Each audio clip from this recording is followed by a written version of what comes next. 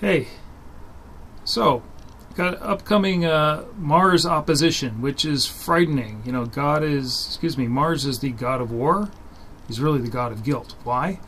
All right, so here's the planets, the outer planets. These are the three good planets.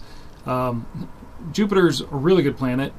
Saturn, awesome all the time. These two are good all the time. You can see Mars there, tiny little thing. Okay, so normally, if it were like this all the time, we would say, why bother looking at Mars? The thing is, opposition, Mars gets really big. Okay, so it actually gets bigger than Saturn. Okay, and you can see details on it. Okay, and it's only for a short period of time, and it's every 26 years. Every 26 months that it gets big like that. Okay, so like now, let's see, we're about a month out from opposition, so it's probably maybe around there, pretty good. And this is fairly representative of what you'll see in a telescope, good telescope, maybe more like that as far as detail. But you know, Mars is hard, okay, except when it's near opposition. Okay, even a decent-sized telescope, just a modest telescope, you can make out details. Polar ice caps, you can, you know, these gray areas, gray and salmon are your issues. Okay, they are low contrast, so when it's small, when it's not at opposition, all you see is orange. In fact, a lot of times it looks like Saturn without the rings. Saturn is awesome all the time. Okay, you don't see a lot of planetary detail. You can see some shadows on of the rings on the planet. Jupiter is always awesome. Jupiter has, you know, 4 Galilean moons that you can see at any given time. You know, 11 months out of the year, every year, these are awesome. Okay, Mars, call it 24 out of 26 months, is small. It's tiny. Okay, but around opposition, it gets really big. Okay, and some are a little closer than others, but it's a really rare time. And if you do not take a scope out, if you own a scope, you know that if you don't take a scope out during the Mars opposition, you're going to feel guilty for 2 years. Okay? So it is the god of guilt. Okay, it's the most regrettable of planets. So this time around, find someone with a scope and get out there early before opposition. 2 oppositions ago, there was a global dust storm that occurred around opposition, and everything was dusted out. You couldn't see any details at all. So go out now, look up, and get it while it's good, because it's not good very often. All right, so I did the sales pitch, why you should go out and look up at Mars during opposition. Let's get into some of the details. There are three good planets, 2.5 to look at. If you're a new observer, if you look at Saturn, it's awesome. If you look at Jupiter, it's great. You can see the couple bands. You can see the 4 moons, the Galilean moons. This is kind of these are scaled sizes of what it looks like, and I'll mention size and diameter. It's the apparent size and the apparent diameter. There are 3 good planets, 2.5. Jupiter, it's always good. It's always big. It's bigger than all the others combined.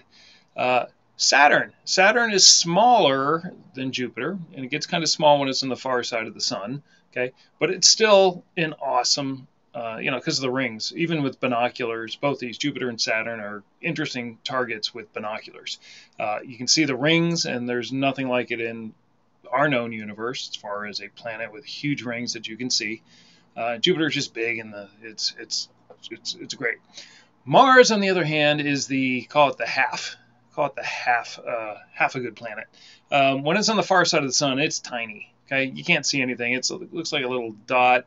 As it gets a little bigger, you still can't resolve any detail. The problem is the markings. The polar ice cap is you can see that it's got a distinct line.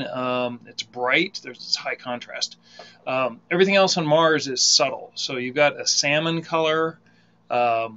Sometimes a bit orangish, but mostly kind of a salmon, and then it's got gray, you know, land masses and all that. And they're gray and salmon is not a high contrast anyway, color-wise. But the bigger issue is, you know, they're fuzzy. There's not like a sharp boundary, so you're not going to see. It has to be big for you to see the details. Okay, so At opposition, when it's closest, it's almost as big as the smallest Jupiter, but it's bigger than Saturn ever gets, not counting the rings. Okay, so there are 3 good planets. By the way, so these are scaled. Everything I'm going to show in these videos is to scale. This is the moon. The moon also varies in size because its orbit around the Earth is not circular. So you've heard of the supermoon. Supermoon is, I think, about half a degree, and then when the moon's farthest away from us, it's about, I don't know, 26. I'll have to check the numbers, but there is variation there.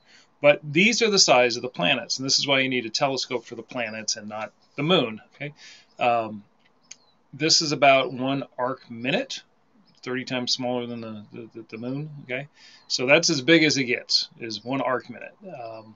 And then because these are bright and high contrast, they come up pretty good. Good telescopes are obviously better for details on Mars. But again, all the way down to binoculars, Saturn, Mars is good. Oh, and the moon. The moon's always good. Saturn's good. Jupiter's good. Moon's good. Mars at opposition. So I know what you're thinking. You're thinking, hey, Jeff, those are great pictures. I'm amazed. The wonder of the universe and the imagery of it is just not enough. I want some diagrams. I want some math. I want some numbers. What fun is it without numbers? Okay, I'll go there. So why do we have big and small? It's geometry. So this diagram may not be it's kind of confusing. There aren't 2 Jupiters. There aren't 2 Saturns. Basically, what I've done is, at its closest is when the Earth is between the planet and the sun. Sun's in the middle. Okay.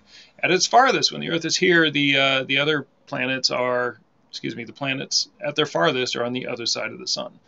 So at any given time, if you're on Earth, which most of us are most of the time, the planets are always in the sky. The only time you can't see them is when they're real close to the sun. Now, Mercury and Venus, I should zoom in a little here.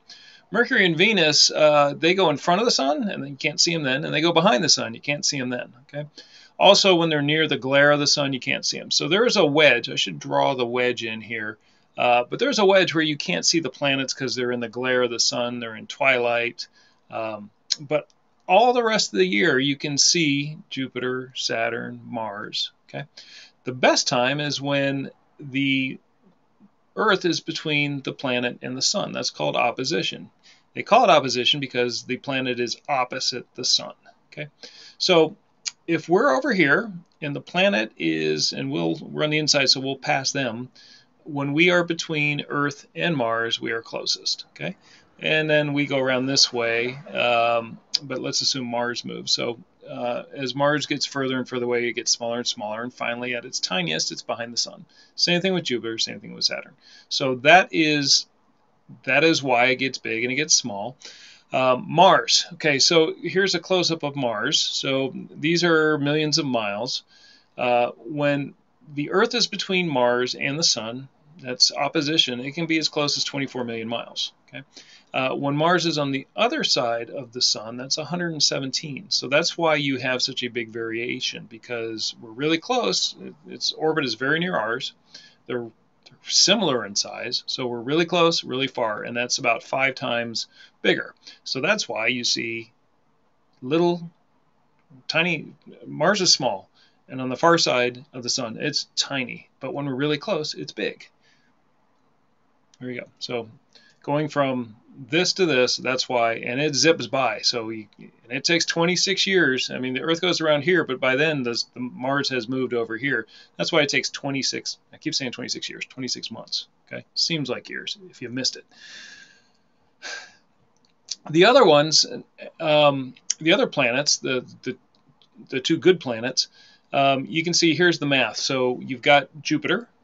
When we are between Jupiter and the sun, the number is 196 million miles. Okay, when it goes to the other side, that number is 288. So it's, call it 50% farther away. Largely because our orbit is small compared to the Jupiter's orbit. Saturn, our orbit is smaller compared to Saturn's orbit, so being on this side or that side really only makes a 20% difference. And I don't have Uranus and Neptune, but the further out you go, the smaller our orbit is, so that variation in size gets smaller and smaller. So, you know, Jupiter, let's see, Uranus is somewhere around here. It's small, but it doesn't vary much at all. Neptune, even less variation. And as you get further out, there's no variation because our tiny little orbit just doesn't matter on the greater scheme of things. So, Venus makes a big difference, but, you know, Venus isn't really a great, you know, you see a crescent, there's no detail. It's just a shiny crescent like the moon without any craters. So the closer you are, the bigger variation you have. Okay. And again, Jupiter is just honking big, so it shows up big. Saturn's also really large, but it's further out. So that is the geometry of it.